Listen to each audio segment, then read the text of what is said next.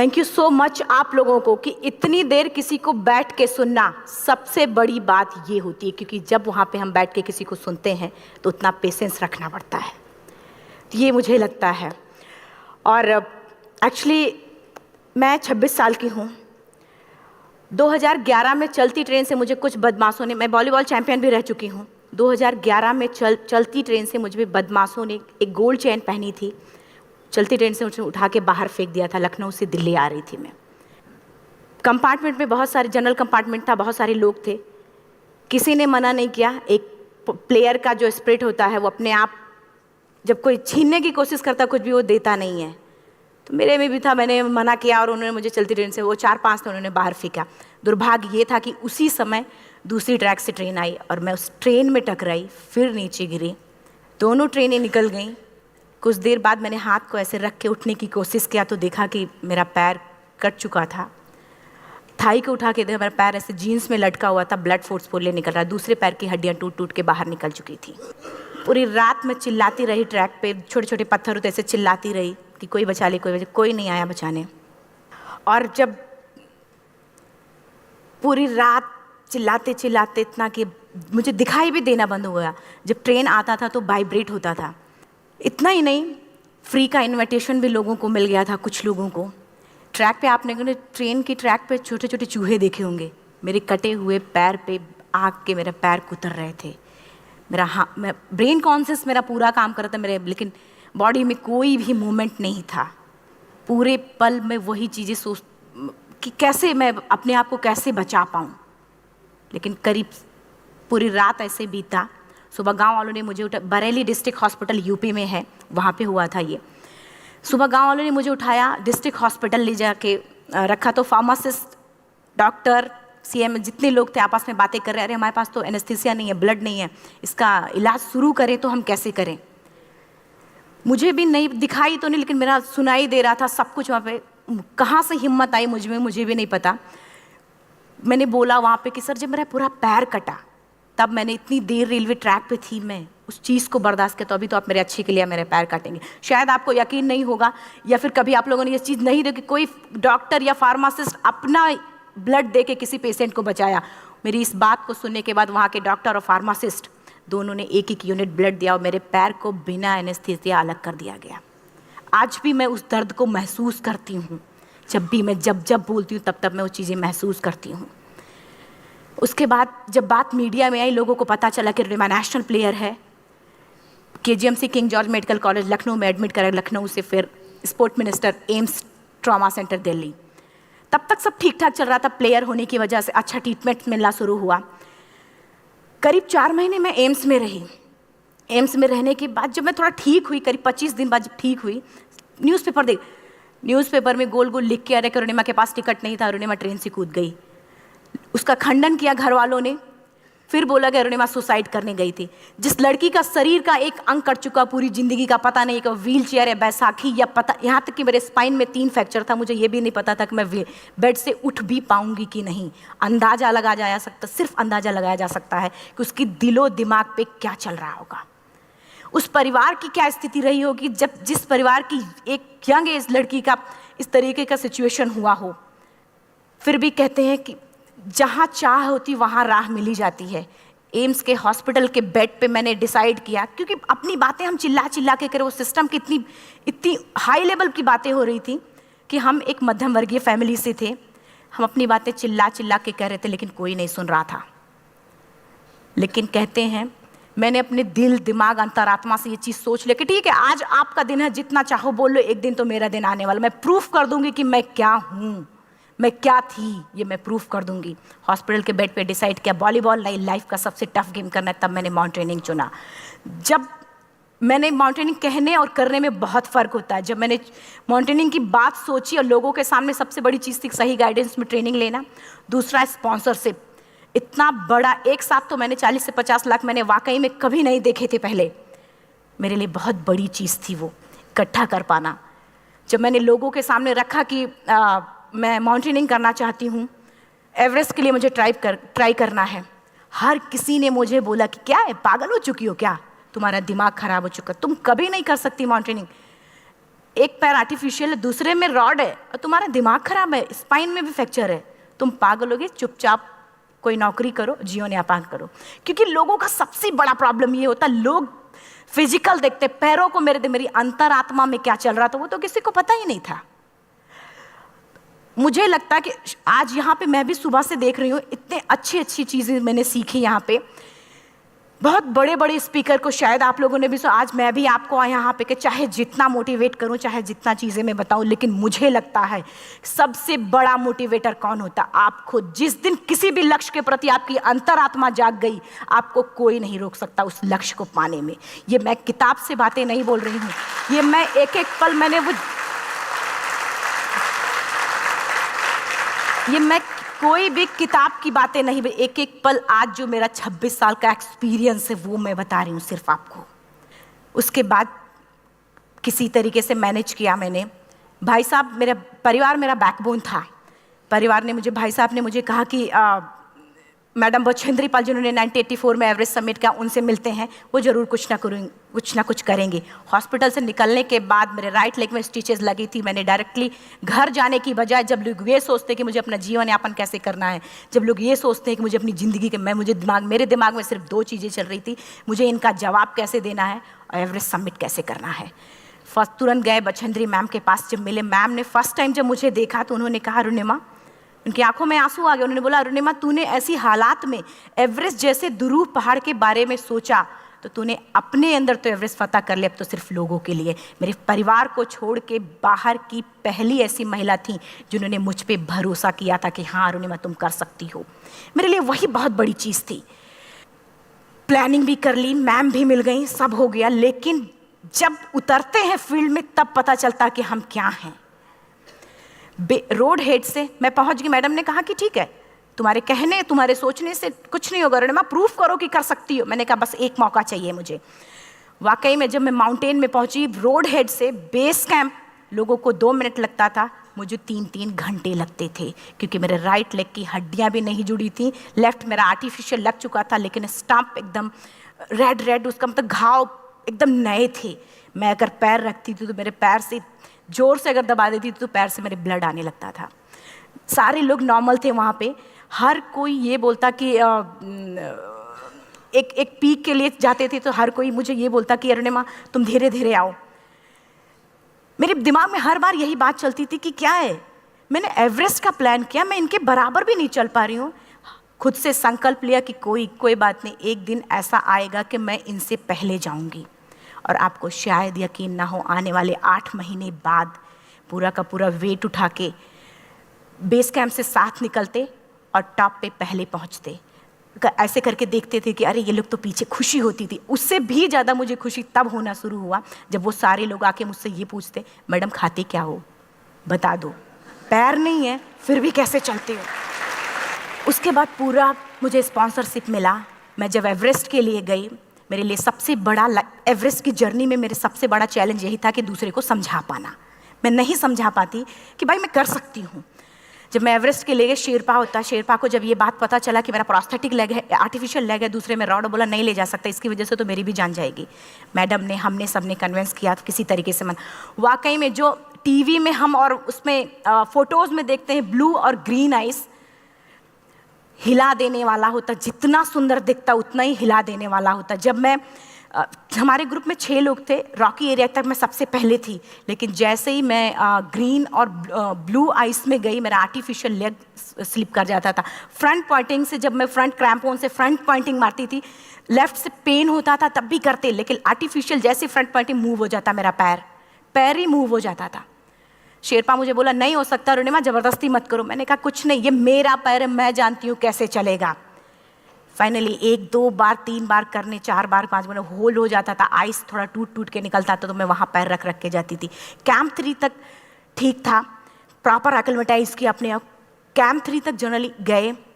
बात जब कैंप 3 के ऊपर की होती है, साउथ कोल समिट, अच्छे माउंटेनियर, अच्छे दिलेर के हौसले धरे के धरे तब रह जाते हैं जब अपनी आंखों के सामने किसी को मरता देखता है, और दिमाग में बात, जब जिसको डिसीजन मेकिंग, और जब दिमाग में बातें जब ये आने लगती हैं कि अरे जिस चीज़ के लिए हम जा रहे हैं उसी चीज़ के लिए आदमी मर रहा है, इसी चीज़ के लोग लिए मर चुके हैं।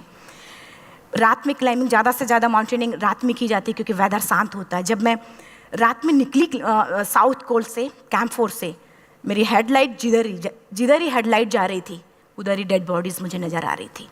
मेरे रोंगटे खड़े हो रहे थे, मुझे समझ में नहीं आ रहा था कि मैं करूं तो क्या करूं। इतना ही नहीं, मैं जिस रोप में थी उसी रोप में जब मैं आगे जा रही हूं और एक बांग्लादेशी, उनका हाथ हल्का हल्का ऐसे हिल रहा, मुंह से आवाज़ आ रही थी।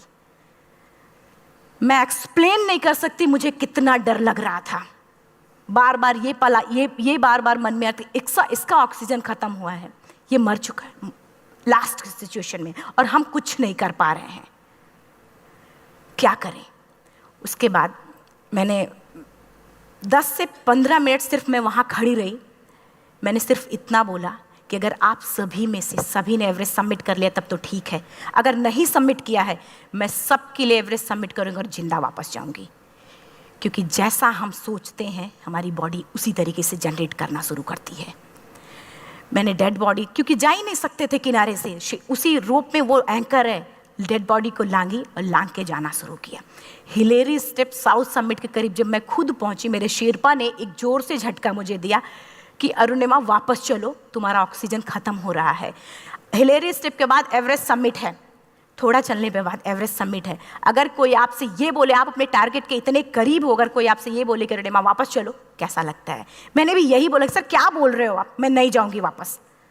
बोले अरुणिमा जिंदगी रही, दोबारा ट्राई करना और एवरेस्ट समिट हो जाएगा दोबारा तुम्हारा। मैंने कहा नहीं, ये आप जिंदगी में गोल्ड चांस बार बार नहीं आते, लाइफ में कभी कभी आता है, ये आपके ऊपर आता, आप उसको पकड़ के रखते हो या फिर छोड़ देते हो। मैं अपना गोल्ड चांस कभी नहीं, क्योंकि मैं जानती थी मुझे स्पॉन्सरशिप बहुत मुश्किल से मिला, एक बार अगर मैं छोड़ देती दोबारा मुझे कभी नहीं मिलता।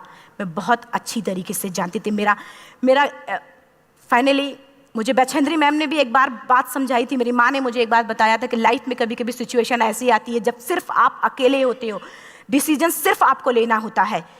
जहाँ पे भी होना, खड़े होकर हल्का सा पीछे मुड़कर देखना और ये सोचना कि आप एक एक कदम चल के यहाँ तक पहुँचे हो, सिर्फ अपना एक कदम आगे बढ़ाना, तुम देखना कुछ देर बाद तुम टॉप पे होगी। मेरे दिमाग में उनकी बातें वीडियो की तरह चल रही थी और सिर्फ एवरेस्ट का टॉप चल रहा था।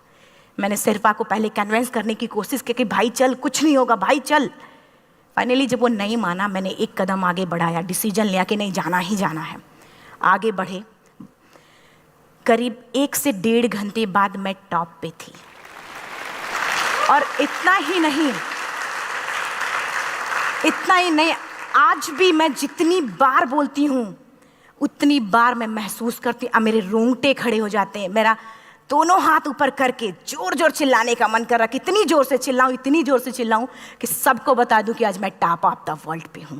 उन लोगों को बता दूं जो लोग ये सोचते हैं, लड़की, दूसरे विकलांग, तीसरे मिडिल क्लास में, जो लोग एक बार हार के फिर दोबारा लड़ना नहीं चाहते, जो लोग हारने के बाद सोचते हैं कि हम दोबारा कुछ कर नहीं सकते, उन लोगों को मैं चिल्ला चिल्ला के टॉप से बताना चाहती थी कि नहीं, आप सब कुछ कर सकते हो, सिर्फ एक सोच की विकलांगता, हैंडीकैप आदमी यहाँ से होता है, यहाँ से नहीं। अगर यहाँ से जो आदमी विकलांग है तो नॉर्मल आदमी भी विकलांग है, जो अगर यहाँ से विकलांग है।